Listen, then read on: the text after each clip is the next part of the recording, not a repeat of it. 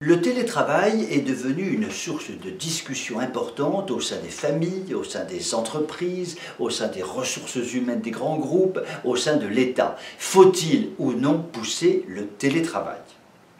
Avant le confinement, il y avait un peu moins de 2 millions de télétravailleurs. Pendant le confinement, nous sommes montés à 5 millions de télétravailleurs.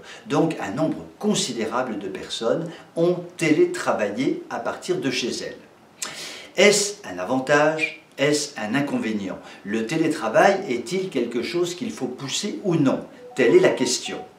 De façon tout à fait claire, le télétravail a de gros avantages. Il permet d'abord d'éviter de s'épuiser dans des allers et retours à son entreprise. Je pense aux franciliens où quelquefois il faut 2 à 3 heures par jour pour aller à son lieu de travail et en revenir. Ce qui est évidemment épuisant, sachant qu'en plus de ça, les conditions de transport en commun sont catastrophiques.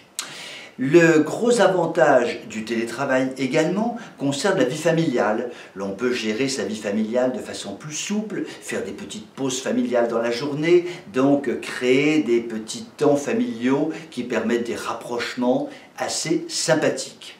Le télétravail permet aussi de gérer son temps dans la journée comme on le veut et finalement cela peut être beaucoup moins stressant que d'être dans une entreprise avec tout son rythme qui peut effectivement être assez stressant.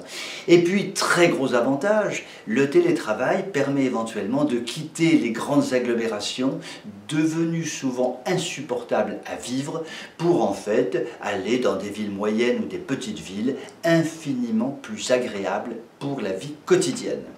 Donc, il y a de gros avantages pour le télétravail. Il y a aussi de gros inconvénients. D'abord, aller dans son entreprise consiste à préserver un lien social. Et ce lien social, évidemment, est important car l'homme est un animal social. Pour l'entreprise, l'esprit d'entreprise se crée si les gens sont là physiquement. Il est difficile de créer un esprit d'entreprise à distance. Un autre point très négatif, c'est que finalement, le seul interlocuteur du télétravailleur sera son ordinateur. Il communique en permanence, du matin au soir avec son ordinateur, il va envoyer des mails, il va envoyer des documents, tout cela se passe par l'ordinateur devient le nec plus ultra de la vie quotidienne, il n'y a plus que l'ordinateur, ce qui est un petit peu desséchant.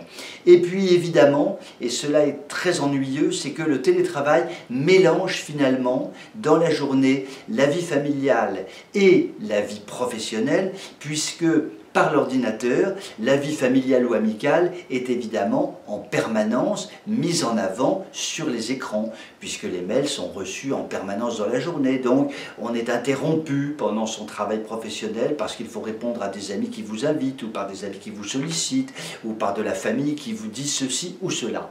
Donc on voit bien qu'il y a tout de même un inconvénient majeur à ce que l'on soit effectivement rivé derrière son ordinateur.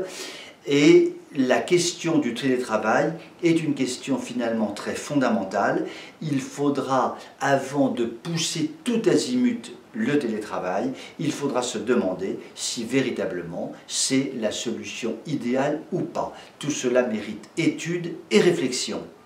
Sur ces belles paroles, je vous souhaite une excellente soirée et vous dis à demain.